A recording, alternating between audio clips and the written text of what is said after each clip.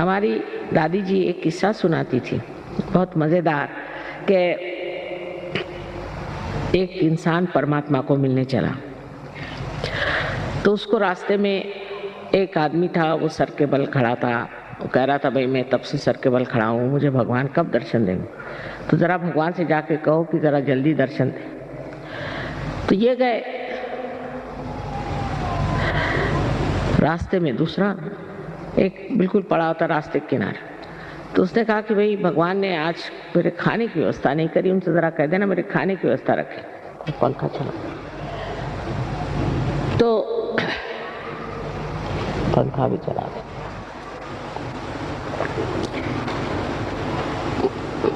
तो इन्होंने कहा कि अच्छा हम कह देंगे भगवान से। तो ये भगवान के पास जब गए तो उनका काम हुआ सो हुआ। उसके बाद भगवान ने पूछा कि भाई और कोई बात है? कहले हाँ एक बात है, वहाँ एक आदमी है बेचारा सर के बल खड़ा है, आपका इंतज़ार कर रहा है, आप ऐसा क्यों नहीं करते कि थोड़े उस पर मेहरबानी कर दें? कहला उससे कहना और थोड़े दिन करते रहो तो अच्छा रहेगा, हो जाएगा। उसके बाद दूसरे आदमी के बारे में उनका कि साहब उसको तो खाना नहीं मिला, ऐसे रास्ते पड़ा, कह रहा था भगवान से कह देना। अरे उनका खाने मिला, ये कैसे हो सकता, एकदम उसका इंतजाम करो। तो ये अचंभे में पड़ गया कि वो तो सर के बल पर खड़ा है तब से, उसकी कोई परवाह नहीं, और ये ऐसी रास्ते पर ऑर्डर दे रहा और इसकी इतनी परवाह करें। अब ये प्रेम की बात है। तो उनसे परमात्मा ने कहा अच्छा तुम ऐसा करो, तुम नीचे जा रहे हो ना, तो दोनों से एक ही बात कर। क्या बात? कि मैं भगवान के यहाँ गया तो एक सुई के टोक में से उन्होंने सुई के छेद में से एक उसमें से ऊँट निकाल दिया, बस इतनी बात करना था। तो ये आए नीचे, तो पहले इनको वो मिला जो कि सर के बल खड़ा था, फिर जरा उनका भाई तुम ठीक आ जाओ, कहा कि अच्छा हम आएंगे कभी। भगवान ने कहा तो और क्या देखा तुमने? भगवान, अरे मैंने बड़ा आश्चर्य देखा कि उन्होंने सुई के छेद में से एक ऊँट निकाल दिया। अरे कहने क्या झूठ बोल रहे हो, भगवान के यहाँ क्या हुआ है, तुम तो मुझसे झूठ बता रहे। अच्छा कहने फिर वो दूसरा आदमी था उसके पास, अरे हाँ खाने का तो इंतज़ाम हो ही जाता, मैंने सोचा ऐसे ही बता दें। तो और क्या देखा तुमने? तुमने बताया कि एक आश्चर्य की बात कि एक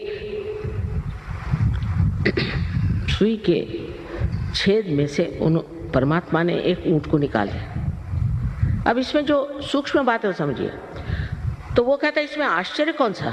अरे वो परमात्मा है, वो ऊँट तो क्या दुनिया ही निकाल दे, न जाने विश्व के विश्व निकाल दे, वो परमात्मा है, तुम क्या समझते हो अपने को? ये एक नितांत विश्वास,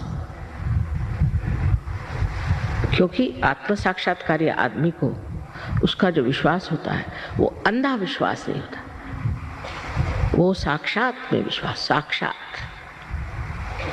कोई भी चीज अंधे से मान लेना ये मनुष्य के लिए शोभा नहीं देती। आप पहले इसका साक्षात करिए, पहले आप सत्य को जान लीजिए, और सत्य को जानने के बाद आप जानिएगा कि आप कितने महान और गौरवशाली हैं। अभी तो आप अपने बारे में कुछ जानते ही नहीं। जैसे कि किसी छोटे गांव में चले जाइए जहाँ बिजली नहीं कुछ नहीं, और टेलीविज़न ले जाइए और उनसे कहे कि देखो इसमें सब तरह की फिल्म आएंगी, फोटो आएंगे, ये कहला ये डब्बे में, इस डब्बे में, कहला हाँ इसी डब्बे में। जब उसका कनेक्शन हो जाता है तो वो हैरान, इस डब्बे में इस चीज़ कैसे है? ऐसे हम भी अपने को एक डिब्बा समझते हैं। और ख़ासकर बंगाल में मैंने देखा है कि इंसान बहुत निराश रहता है हमेशा, और रोने के गाने गाते रहता है, रोने में रहता है।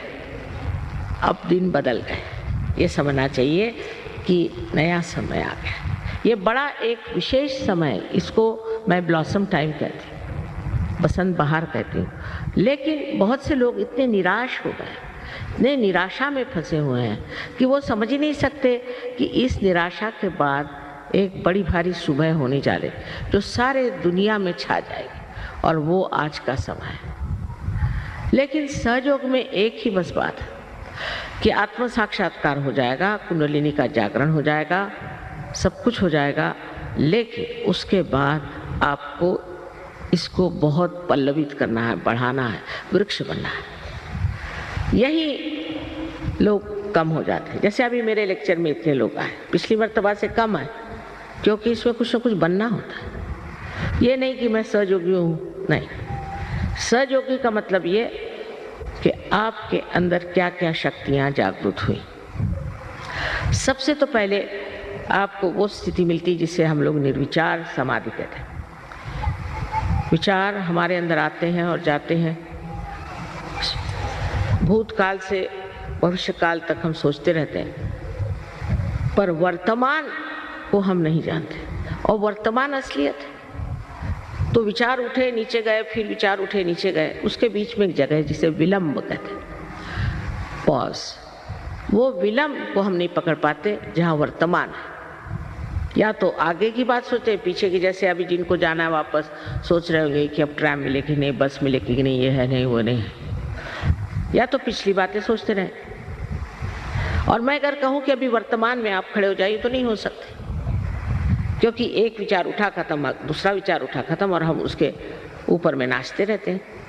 लेकिन जब कुंडलिनी जागृत होती है तो ये विचार लंबाकृत हो जाते हैं, ऐसे रिलैक्स हो जाते हैं, लंबाकृत, और उसके बीच में जो जगह बन जाती है और वर्तमान में आप खड़े हो जाते हैं। और जब आपका चित्त वर्तमान में होता है तो आप कुछ नहीं सोचते, निर्विचार।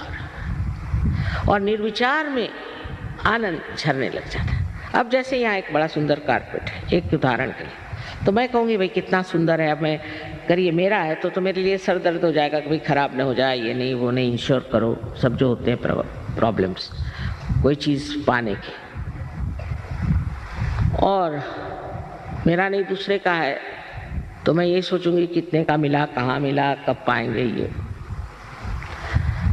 लेकिन अगर हम निर्विचार इसे देखें तो इसको बनाने में जिस कलाकार ने अपना आनंद बूंद दिया है, वही आनंद सर से लेकर नीचे तक ठंडा ठंडा बहना शुरू हो जाए, और उस आनंद में आप स्नात हो जाएंगे। जब आप निर्विचार हो जाते हैं तब आप अपने शांति में खड़े हो जाते हैं। शांति, ये कहने की बातें हैं कि शांति के बड़े बड़े इन लोगों ने ऑर्गेनाइजेशंस बनाए, शांति में अवार्ड्स दिए, ये वो।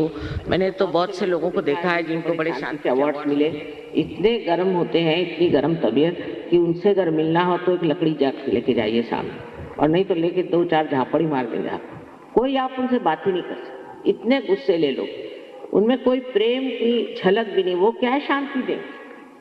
और उनको इंटरनेशनल अवार्ड्स मिले, पता नहीं किस तरफ से देख के दिए उनको इंटरनेशनल।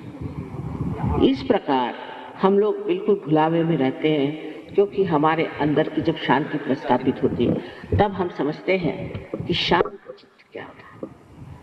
जैसे कि आप पानी में खड़े हैं तो आप परेशान हैं उसकी लहरों से, क्योंकि लहरें आकर के आपको डरा रही कि कहीं डूब न जाए।